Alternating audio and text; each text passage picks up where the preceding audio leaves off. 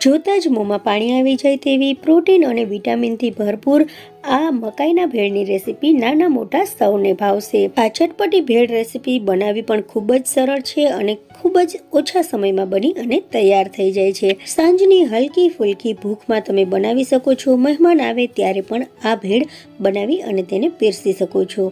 તો ચાલો રેસીપી શરૂ કરીએ।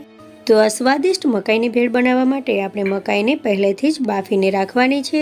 હવે તેમાં આપણે ગાજર નાખી દઈશું। તો ગાજરના મેં નાના નાના ટુકડા કરી અને તેમાં એડ કરી દીધા છે। થોડુંક આપણે કેપ્સિકમ પણ તેમાં એડ કરી દઈશું। કેપ્સિકમથી આપણી જે ભેળ બનશે તે સરસ મજાની સ્વાદિષ્ટ બનશે। થોડીક ડુંગળી પણ તેમાં એડ કરીશું, થોડાક દાડમના દાણા એડ કરીશું, સાથે સાથે આપણે થોડાક બાફેલા બટાકા પણ એડ કરીશું અને થોડીક કિસમિસ એડ કરીશું। હવે આપણી ભેળને ચટપટો સ્વાદ આપવા માટે આપણે સંચળ એટલે કે બ્લેક સોલ્ટ એડ કરીશું, સાથે સાથે શેકેલા જીરાનો ભૂકો એડ કરીશું, ચાટ મસાલો એડ કરીશું, થોડાક ચીલી ફ્લેક્સ પણ એડ કરી દઈશું, જેથી આપણી ભેળ છે તે સરસ મજાની સ્પાઇસી બને। હવે તેમાં થોડુંક સિંધાલું મીઠું નાખી દઈશું એટલે કે રોક સોલ્ટ નાખી દઈશું અને આપણે તેમાં ફ્રેશ ધાણા નાખી દઈશું। તો એકદમ ચટપટી અને મજેદાર ભેળ બની અને તૈયાર થઈ ગઈ છે ફ્રેન્ડ્સ। તેને સરસ રીતે આપણે મિક્સ કરી લેવાની છે।